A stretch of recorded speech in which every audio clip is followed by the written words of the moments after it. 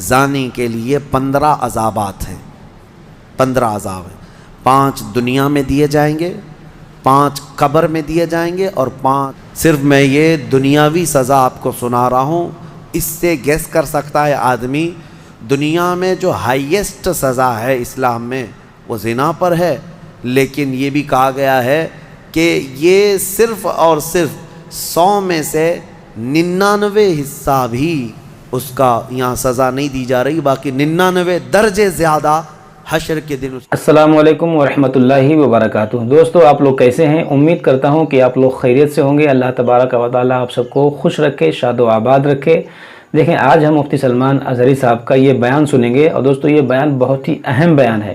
اس لیے اہم ہے کہ آج ہمارے نوجوان بچے اور بچیاں جس گناہ میں سب سے زیادہ ملوث ہیں وہ ہے زنا، اور بچے بچیاں تو الگ ہی سی بات ہے، بڑے بڑے عمر کے لوگ بھی اس گناہ میں مبتلا ہیں۔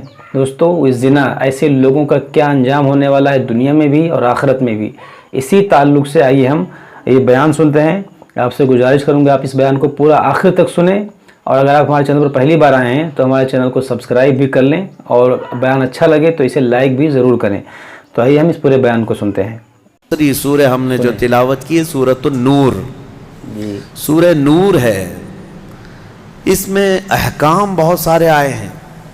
اس کی شروعات جو ہے وہی بہت ایک سخت ترین گناہ اسلام میں اس کی مذمت میں آئی، زنا۔ اللہ نے قرآن میں جگہ جگہ فرمایا وَلَا تَقْرَبُوا الزِّنَا إِنَّهُ كَانَ فَاحِشَةً وَسَاءَ سَبِيلًا، زنا کے قریب بھی مت جانا۔ اللہ فرماتا ہے بے شک وہ سب سے بری چیز ہے اور سب سے برا راستہ ہے۔ نبی کریم صلی اللہ علیہ وسلم نے فرمایا کہ جب مومن کوئی مسلمان زنا کر رہا ہو تو ایمان کی حالت میں وہ زنا کر ہی نہیں سکتا۔ یہ بات یاد رکھ لو آپ، ایمان کی حالت میں کوئی زنا نہیں کر سکتا۔ فرمایا گیا جب زنا کر رہا ہو تو اس کا ایمان اٹھا لیا جاتا ہے، ایمان اس کے ساتھ نہیں ہوتا، ایمان اٹھا لیا جاتا ہے۔ ایمان اور زنا جمع ہو ہی نہیں سکتے ایک انسان کے اندر۔ یہ بہت سخت وعید ہے میرے آقا صلی اللہ علیہ وسلم کی حدیث پاک میں۔ ایمان کی حالت میں زنا نہیں ہوتا، اور جب زنا کر رہا ہوتا ہے تو ایمان نکال لیا جاتا ہے، وہ معلق ہوتا ہے، آسمانوں پر لٹکا ہوتا ہے۔ وہ زنا کے حالت میں اس کے ساتھ ایمان نہیں ہوتا۔ اب جو آیتیں آئی ہیں اللہ فرماتا ہے الزانیۃ والزانی فاجلدوا کل واحد منہما 100 جلدہ، زنا کرنے والے مرد اور زنا کرنے والی عورت کو 100 کوڑے مارو۔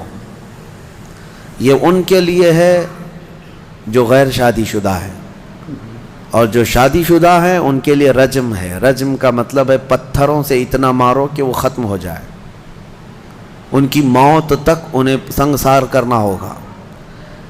یہ اتنی ہیبت ناک سزا ہے دنیا میں کہ دیکھو تو رونگٹے کانپ جائیں گا۔ یہ ہے جہنم، لیکن لوگوں کو ایسا لگتا ہے کہ ایسی اتنی بڑی سخت سزا کیوں ہے؟ میرے عزیزو یہ ایک ناسور ہے، ایک کینسر ہے معاشرے کا، جب تک آپ ایسے بیانات سنا کریں، ایک کینسر ہے۔ اور آپ خود بھی اور اپنے گھر والوں جب کو کیمو کرتا ہے ڈاکٹر تو بہت کی سخت تکلیف ہوتی ہے۔ میرے بھائیوں کیمو تھراپی آسان نہیں کیسا ہے، لگا ہمیں کمنٹ باکس میں پورے جسم کے بال جل جاتے السلام ہیں، علیکم ورحمۃ اللہ، خون میں پتہ نہیں کیا سے کیا ہو جاتا ہے۔ کیوں؟ ایک پھوڑی کہیں پر کینسر کی آئی ہوتی ہے، اس کو ختم کرنے کے لیے پتہ نہیں 10 12 کیمو دیے جاتے ہیں۔ زنا جو ہے پورے معاشرے کا ناسور ہے، کینسر ہے، اور اگر اس پھوڑی کو نہیں ختم کیا گیا تو ہر ایک کے ہاں یہی چیز، یہی پھوڑی ہوگی، بالکل یہ وائرس کی طرح پھیلے گا۔ اور اسلام نے یہ سب سے بڑی سزا رکھی ہے زنا میں، سب سے بڑی سزا ہے۔ آج دنیا یہ مطالبہ کر رہی ہے کہ ریپسٹ کو اسلامی سزا دی جائے۔ کیوں؟ ان کی بیٹیوں کا جب ریپ ہو جائے تو وہ چلاتے ہیں۔ اسلام وہ ہے جو ہر ایک کی بیٹی کو بیٹی کا ہی درجہ دیتا ہے، ایک عظیم خاتون کا ہی درجہ دیتا ہے۔ زنا چاہے بالجبر ہو بالرضا ہو، دونوں زنا ہے، یعنی زور زبردستی کیا ہوا زنا ہی ہے، خوشی سے کیا ہوا اور بڑا گناہ ہے، اور بڑا گناہ ہے، اس میں اور زیادہ ہلاکت ہے۔ اس کے متعلق حدیث پاک میں ہے زانی کے لیے 15 عذابات ہیں، 15 عذاب ہیں۔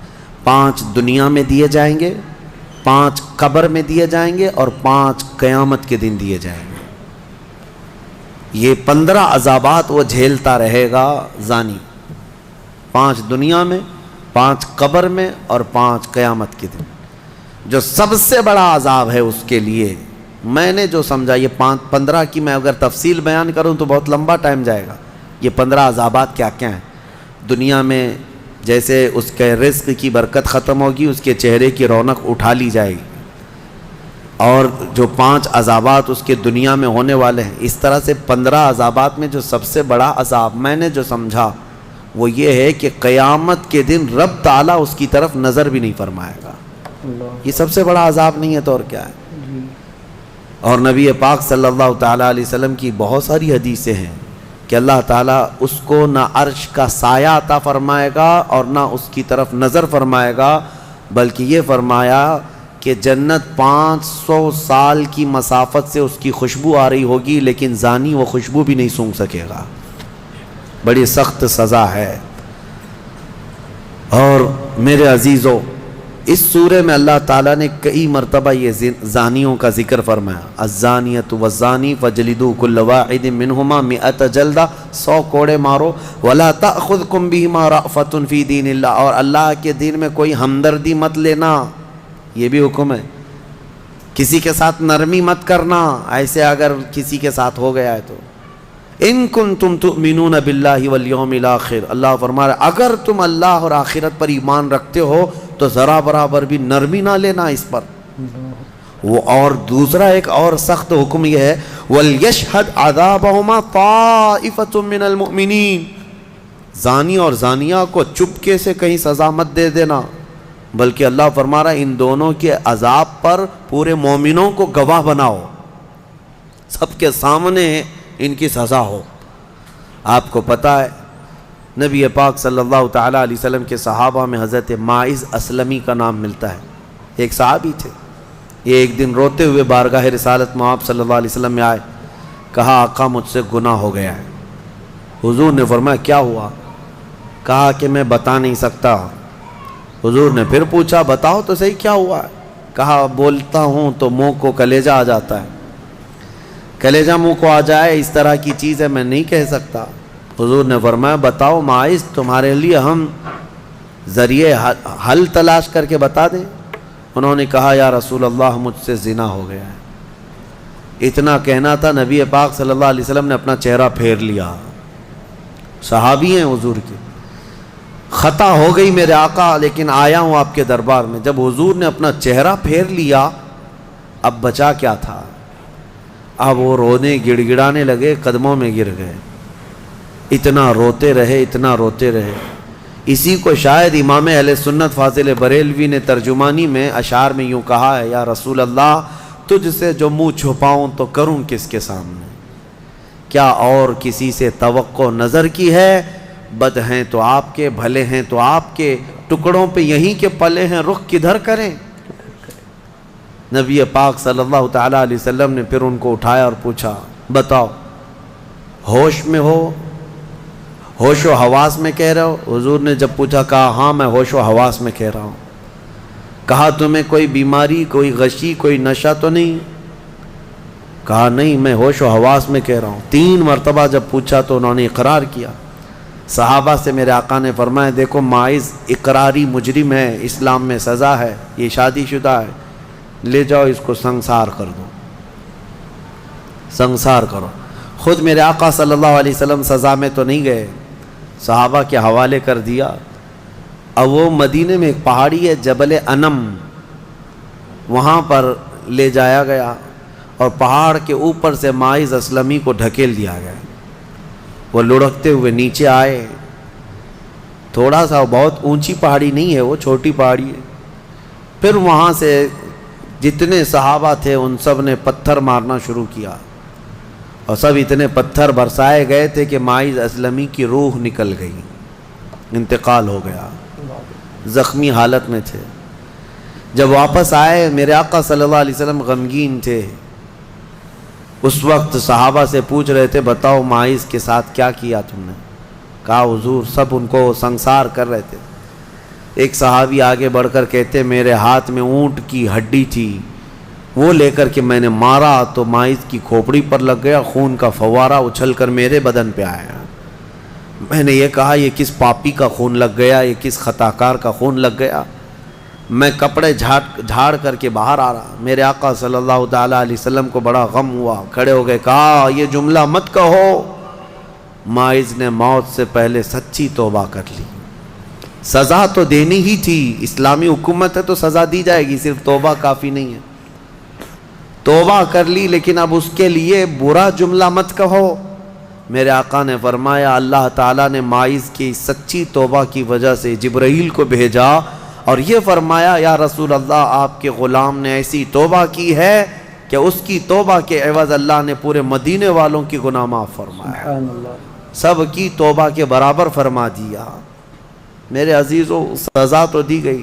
ایک اور صحابی آئے, وہ بھی آئی تھی بارگاہ رسالت محمد صلی اللہ علیہ وسلم میں, کہا کہ مجھ سے خطا ہو گئی ہے, حمل بھی تھا. حضور نے فرمایا جاؤ بچے کی ولادت کے بعد آؤ.